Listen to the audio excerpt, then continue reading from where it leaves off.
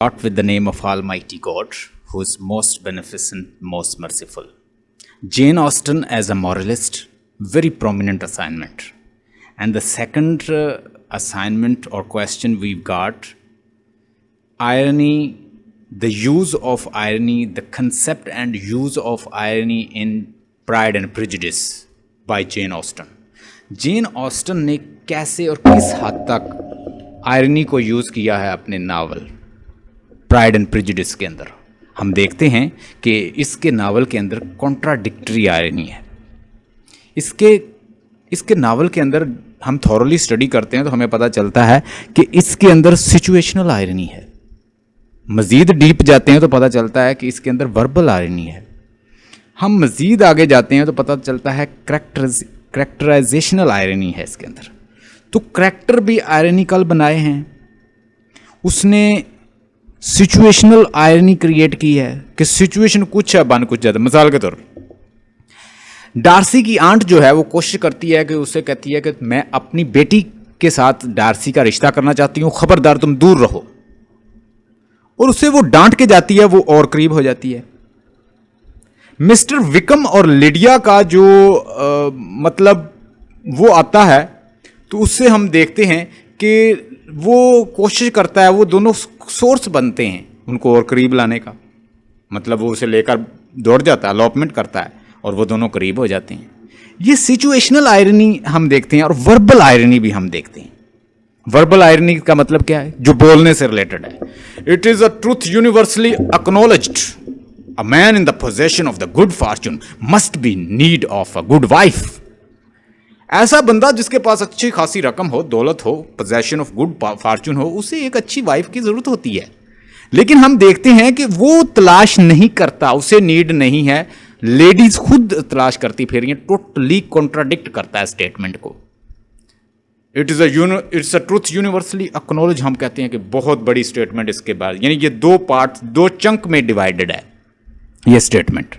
पहली स्टेटमेंट लगता है कोई बम्बास्टिक और ग्रैंड बात होने जा रही है, आगे से पता चलता है कि ये एक बड़ी डोमेस्टिक सी आम सी बात है। तो हम इसको लर्न करेंगे, सिचुएशनल आयरनी देखेंगे, हम देखेंगे कि जेन ऑस्टन ने कितनी हद तक सिचुएशनल आयरनी को यूज़ किया है अपने नावल के अंदर, कॉन्ट्राडिक्टरी आयरनी को यूज़ किया है, वर्बल आयरनी को यूज़ किया है और करैक्टराइजेशनल आयरनी को यूज़ किया है। हम इसको देखेंगे, बल्कि उसकी जो स्टेटमेंट है वही आयरनिकल है। It is a truth universally acknowledge, a man in the possession of a good fortune must be need of a good wife, but it is not so.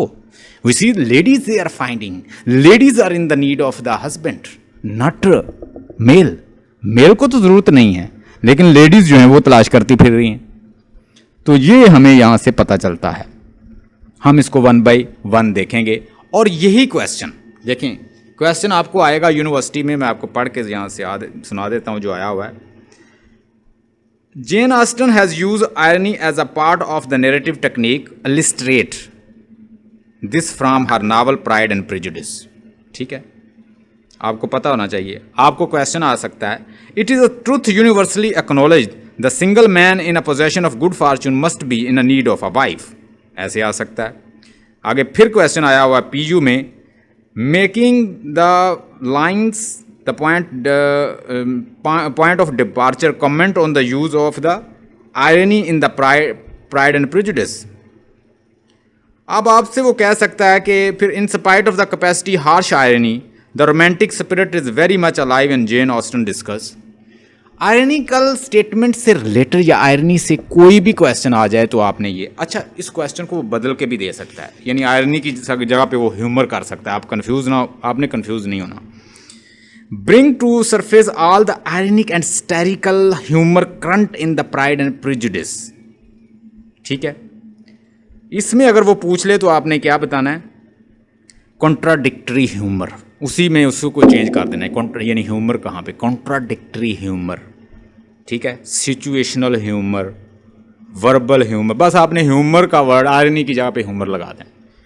Verbal humour, characterisational humour. Darcy कहता है Elizabeth के कि ये वो इतनी handsome नहीं है कि वो डार्सी जैसे एरिस्टोक्रेटिक बंदे को अट्रैक्ट कर ले।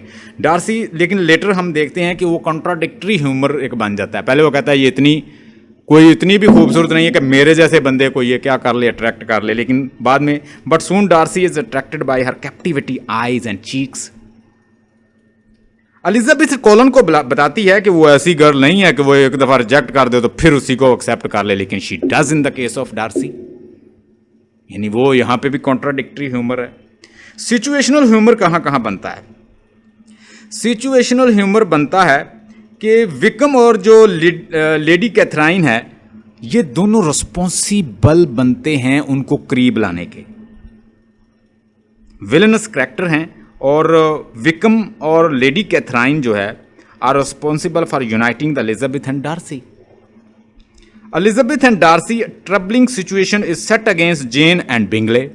यानी वो जितने ही नेचुरल फ्लुएंट और क्या कहते हैं उसको, नेचुरल होते हैं कैरेक्टर, जैसे जेन और बिंगले बड़े नेचुरल, एक दूसरे की तरफ अट्रैक्टेड और लव और डांस और रोमांस और like that they are doing in the dancing club. लेकिन दूसरी साइड पे हम देखते हैं कि डार्सी बड़ा इंट्रिकेसी है उसके अंदर, कॉम्प्लेक्सिटी है करेक्टर के अंदर। करेक्टर क्या करता है, पहले वो जज करता है, माइंड से सोचता है, थॉट करता है, म्यूचुअल अंडरस्टैंडिंग पे बिलीव करता है, अंडरस्टैंडिंग। और उधर एलिजाबेथ भी इंटेलेक्चुअल है, इंटेलेक्ट को यूज़ करती है और उसके बाद वो फैसला करती है कि मैंने आगे बढ़ना है या नहीं। किस बेस पे? वो माउथ पीस है हमारी राइटर का, और हमारी राइटर कहती है अगर आपने किसी के साथ शादी करनी है तो उससे पहले आप उसको देखो। You must have understanding, intellectual harmony, mutual feelings और एक दूसरे के साथ understanding. You must spend some time to know each other. एक दूसरे को जान लो कि क्या आप चल भी सकते हैं या नहीं। ये ना हो बाद में डाइवोर्स हो जाए, तो यू नो समथिंग, वो ये बताना चाह रही। वर्बल ह्यूमर भी मिलता है। वर्बल ह्यूमर मैंने अभी आपको बता दिया। It is truth universally acknowledge that a single man in a possession of the good fortune must be in the need of the wife. ऐसा इंसान जो अच्छी पोजेशन रखता है, दौलत है, पैसा है, रुपया पैसा, उसे ज़रूरत होती है वाइफ की। लेकिन हमें पहले लगता है कि पता नहीं कितनी बड़ी बात कर रही है, लेकिन वो एक मेयर डोमेस्टिक बात निकलती है। फिर हमने देखा कि मिस्टर बेनेट कहता है कि let Wickham be your man, he is a pleasant fellow and would jilt you creditably. यानी ये बड़ा अच्छा इंसान है, इसे ही अपना हस्बैंड बना लो। लेकिन बाद में वो पता चलता है कि बड़ा वो चीप बंदा निकलता है।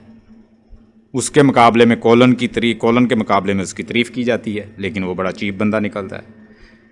मिस्टर बेनेट ह्यूमरसली से Elizabeth your mother will never see you again if you do not marry.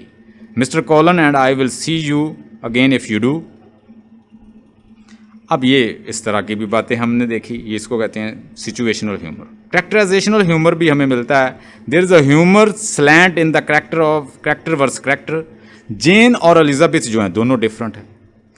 Mister Bennet और मिसेस बेनेट दोनों में बड़ा फ़र्क है। देखिए कैसे उसने आयरनिकल और इस तरह की सिचुएशन में उसने लिखे हैं। बेनेट सिस्टर जो हैं वो टोटली डिफरेंट है, बिंगले सिस्टर टोटली डिफरेंट है उनसे, यानी ये उनका कंपैरिजन है। मिस्टर डार्सी और मिस्टर बिंगले भी दोनों डार्सी बड़ा कॉम्प्लेक्स है, वो बड़ा नेचुरल और सिंपल कैरेक्टर है। मिस्टर कॉलन और मिस्टर विकम दोनों डिफरेंट है। तो इस तरह हम देखते हैं कि ये आपके दो तो ये इस क्वेश्चन हो गए। इसके बाद मैनी मोर क्वेश्चन है जिनके ऊपर क्वेश्चन लग जाएगा, जो मैं आज अभी करवाने जा रहा हूँ। एक तो मैंने बताया कि अगर वो सिचुएशनल ह्यूमर से रिलेटेड पूछ लें या humour in Pride and prejudice, आपने ये लगा देना, उसमें आपने पॉइंट आउट कर देना है situational humour, verbal humour, characterisational humour, ठीक है, इस तरह के ह्यूमर। इवन के ड्रामेटिक ह्यूमर भी कोशिश करनी है। ड्रामेटिक आयरनी का कंसेप्ट मैंने आपको बताया था कि जब करैक्टर नहीं जानता लेकिन ऑडियंस जानता है, वो होता है dramatic irony. Let's see further.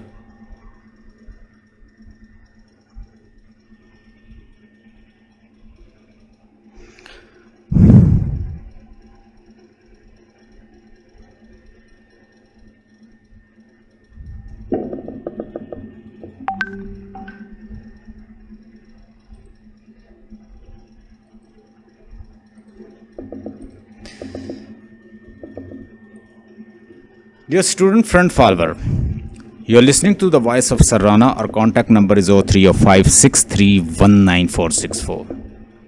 Today we are going to discuss almost 7 assignment. Question I'm going to teach you, it will help you to fix your problem, especially if you've got even 8-9 question, it can be adjustable. I will teach you certain point.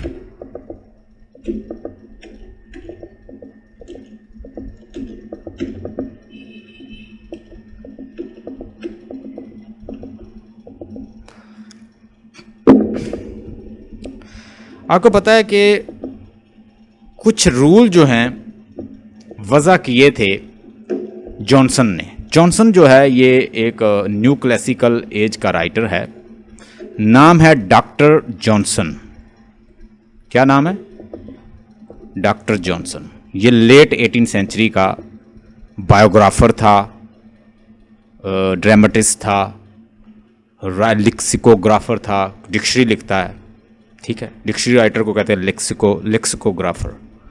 Dictionary writer था, biographer था, critic था, writer था, ठीक है, poet था, कहते हैं, नाम है उसका, और राइटर है, नाम है उसका जॉनसन। डॉक्टर जॉनसन इसको कहते हैं।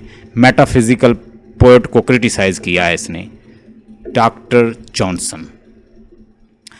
डॉक्टर जॉनसन जो है क्रिटिसाइज करता है मेटाफिजिकल पोएट्री को और पोएट्स को। डॉक्टर जॉनसन ने कुछ असूल बताए थे पोइट्री के, राइटिंग के। रिवाइवल हो रहा था उसमें उस वक़्त, लोग मोनार्की से अब डेमोक्रेसी की तरफ लोग जा रहे थे, और यही चीज़ें वो अपने वर्क में भी दिखा रहे थे, ठीक है। नावल जो है वो 18th सेंचुरी की प्रोडक्ट है, पहले तो बात याद रही। इससे पहले टेल्स और स्टोरी और इस तरह के रोमांसेस वगैरह मौजूद थे, but no proper work of novel. Richardson, नाम सुन लें, Richardson, Daniel Defoe and specially Henry Fielding who is known as the father of English novel. इन्होंने यूनानिमसली वर्क किया था, नेचर को दिखाते थे, और ट्रू फॉलोअर थे क्लासिकल राइटर्स के। क्लासिकल राइटर आपको मैंने बताया था होमर, विर्जिल, और इसके जो रूल वज़ा किए थे। इवन कि वो कहता है कि मैंने मॉक एपिक इन प्रोज लिखी है, और मैंने उसमें वो अरिस्टोटल का जो जितनी भी उसने बताया कि टेल्स होनी चाहिए एपिक्स में, वो सारी डाली हैं, ठीक है। यहाँ से पता चलता है कि वो उनका फॉलोअर था। क्लासिकल जो राइटर्स हैं वो किसके फॉलोअर थे? क्लासिकल राइटर, एंशिएंट राइटर के। Let's see some points.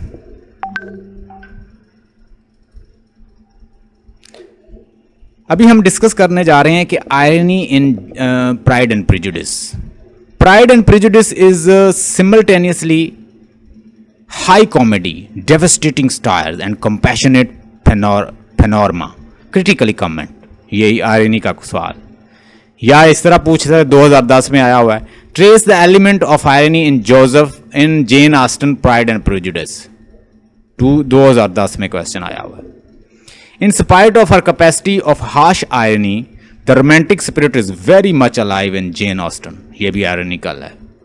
हमने आयरनिकल जो उसमें हमने ह्यूमर बताना है, ड्रामेटिक आयरनी बतानी है, सिचुएशनल आयरनी बतानी है, देखते हैं, वर्बल आयरनी बतानी है, करैक्टराइजेशनल आयरनी बतानी, और ये मौजूद हैं, वाज़े नज़र आती हैं। अभी हम इनको डिस्कस भी करेंगे। Jane Austen has used irony as a part of her narrative technique. Illustrate this from her novel.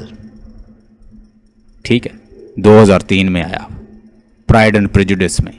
Making the following line as a point of departures, comment on the use of irony in a Pride and Prejudice. It is a truth universally acknowledged that a single man in a possession of the good fortune must be in want of a good wife. कितने question है? 1 2 3 4 5 6 7, और मैंने 2 वैसे वो भी बताए, humour, situational humour वगैरह आ जाए या कोई आ जाए, तो ऑलमोस्ट ये बहुत सारे क्वेश्चन बन रहे हैं, कुछ 9-10 क्वेश्चन बन रहे हैं जिनके ऊपर ये लग सकता है अभी एक वक्त। So here are some points for you. Jane Austen use irony and critics opinion about it. Jane Austen इसके बारे में क्या कहती है और क्रिटिक इसके बारे में क्या रिमार्क्स देते हैं।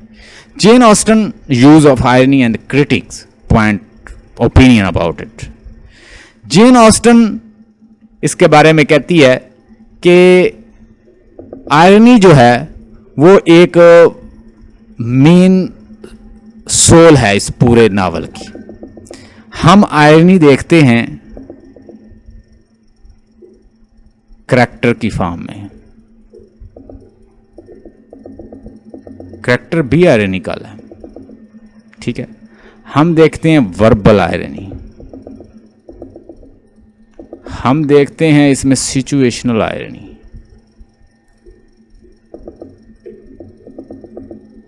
हम देखते हैं इसमें ड्रामेटिक आयरनी,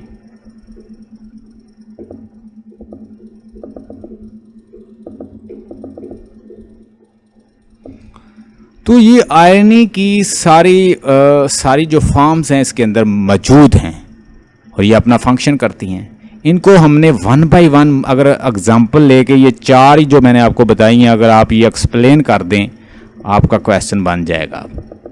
लेकिन हम इससे अच्छे और भी पॉइंट हैं, आपके करंट के नोट्स के ऊपर बहुत सारे पॉइंट हैं, उधर से भी आपको मिल जाएंगे। मैं कोई एक और असाइनमेंट सेंड कर दूंगा, वो भी देख लीजिए। हमारे पास इतना मटेरियल होगा कि हम डिटेल डिस्कस कर सकेंगे। Jane Austen make use of all type of irony of situation, character, diction and dialogue. हमने देखा कि करैक्टर की आयरनी मौजूद है, डिक्शन डायलॉग की आयरनी मौजूद है। वो कहती है कि वो ऐसी टाइप की लड़की नहीं है कि एक ऑफर पर रिजेक्ट कर दे और उसी ऑफर को फिर एक्सेप्ट कर ले। हमने देखा कि वो पहले रिजेक्ट करती है डार्सी को, लेकिन फिर वो डार्सी को वैसे ही एक्सेप्ट करती है। तो ये हो गया क्या, डायलॉग की आयरनी।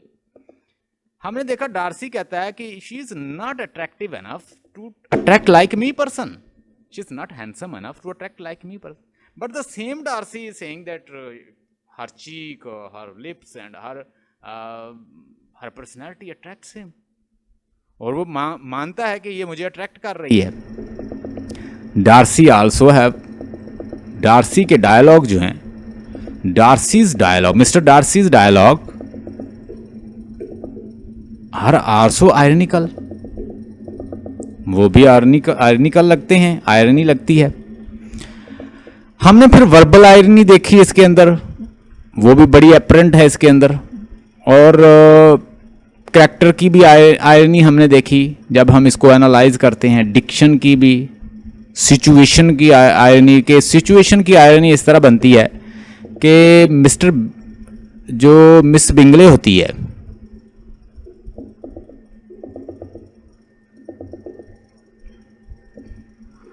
वो क्या करती हैं, वो भी खिलाफ होती हैं, जेन और बिंगले को यानी दूर करने की कोशिश करती हैं। डार्सी को दूर करने की उसकी आंट भी कोशिश करती है। हमने देखा बिंगले की सिस्टर भी करती हैं और ये आंट भी करती है। और साथ हमने देखा कि विक्रम भी कोशिश करता है। हमने फिर देखा मजीद कि लिडिया जो है, यानी ये करैक्टर जो है सारे मिलके ये कोशिश करते हैं दूर करने, लेकिन यही कॉज बनते हैं उनको करीब करने की। तो ये करैक्टर, ये आयरनी बनते हैं सिचुएशन की, यानी सिचुएशन ऐसी क्रिएट होती है कि वो खुद ही इनको करीब हो, विक्रम और लिडिया की वजह से वो करीब हो जाते हैं। और वो कहती है कि करीब नहीं जाना, मैं कभी भी तुम्हारी शादी नहीं होने दूंगी, उसकी आंट कहती है, लेकिन वो जिद में पड़ जाती है, वो ज्यादा करीब होती है। तो बाज़ औक़ात नेगेटिव करैक्टर जो हैं ऐसी सिचुएशन बना रहे हैं कि वो उनको करीब कर रहे हैं करैक्टर को। ये चीजें भी हम इस नावल के अंदर देखते हैं। Ironic implications of the first sentence of the novels. अच्छा, एक चीज और है कि पहला सेंटेंस जो है उस नावल का, वही स्टेटमेंट ही आयरनिकल है। कैसे भाई? It is truth. इसके अंदर से हम जितनी मर्जी, यानी 2 पैराग्राफ इससे लिख सकते हैं। It is truth universally acknowledge. लो जी, जब हम पहला उसका चंक देखते हैं, पार्ट देखते हैं, हम बहुत बड़ी बात, मिल्टोनिक बात होने जा रही है, बम्पास्टिक और ग्रेट बात करने जा रही है जेन ऑस्टन। Universally acknowledged. आगे ऐसे पता चलता है ये तो एक घर की बात है, डोमेस्टिक सी बात कर दी इसने। क्या man in a position of good fortune must be need of a good wife. तो हम ये देखते हैं कि इसके अंदर ही आयरनी है, इस पहले स्टेटमेंट के अंदर जो दूसरी स्टेटमेंट। फिर हमने देखा कि वो यानी सेंटेंस ही आयरनिकल है। तलाश कौन करता फिर रहा है? फीमेल तलाश कर रही है हस्बैंड या male? Female is finding husband for her daughter.